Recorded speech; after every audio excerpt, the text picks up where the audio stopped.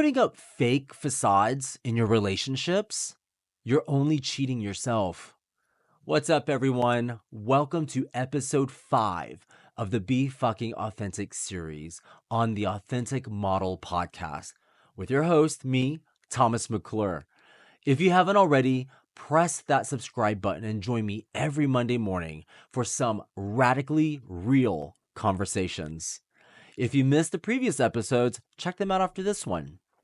And don't forget to leave me your thoughts and your feedback about this episode in the comments section.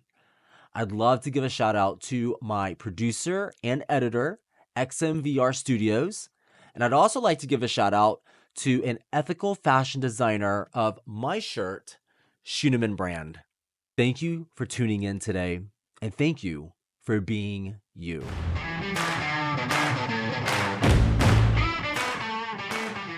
Today, we're talking about authentic relationships.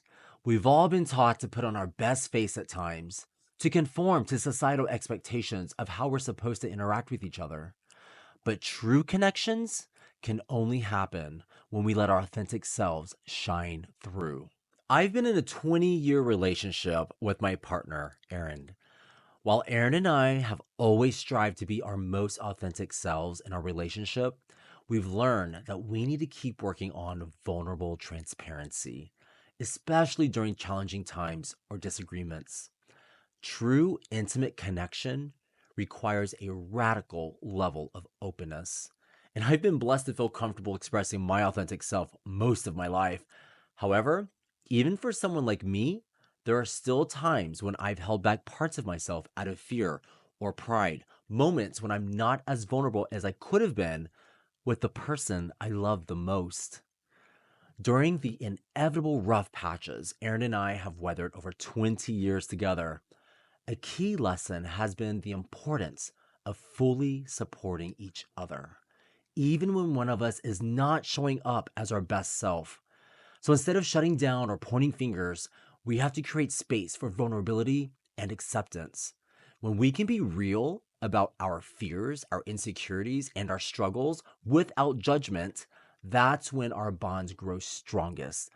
By embracing every part of each other, the beautiful and the not so pretty, we've built a deeper, authentic connection that sustains our relationship and keeps it growing to even newer heights of love. To love is to recognize yourself in another.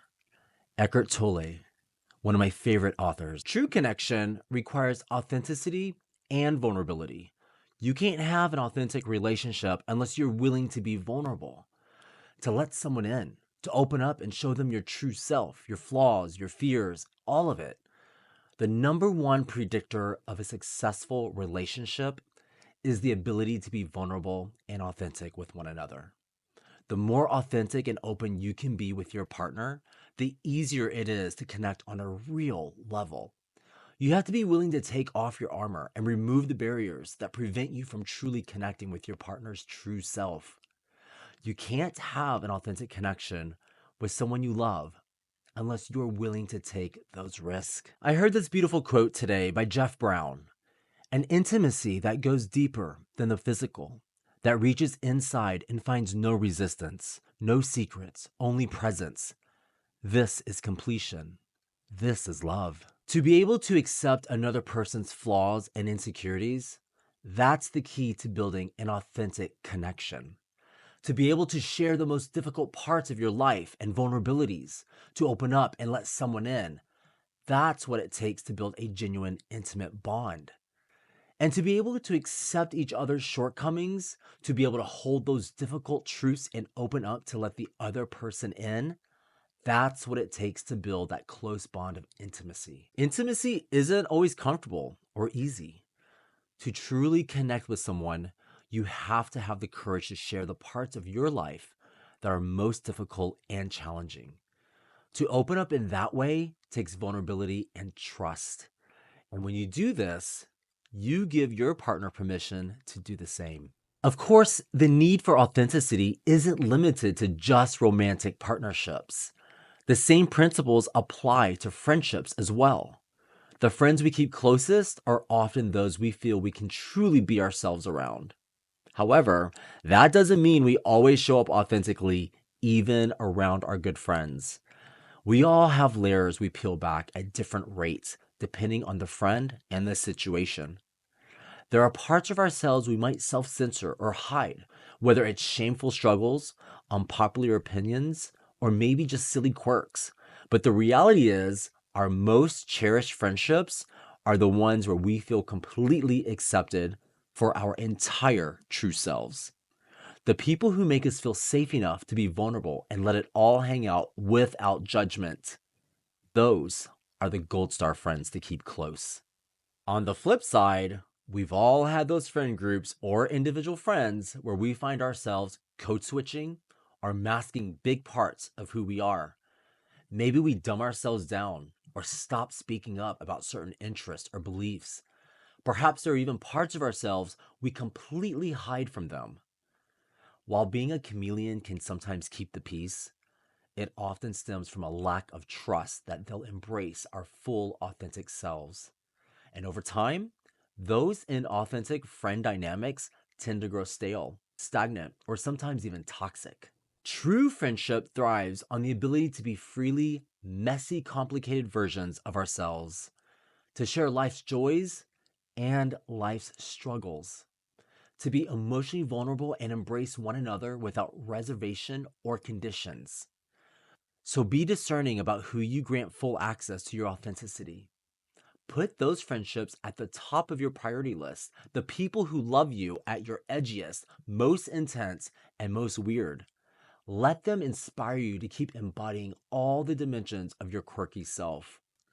For the friend groups where you catch yourself chronically code switching or excluding important parts of yourself, it may be time to reassess.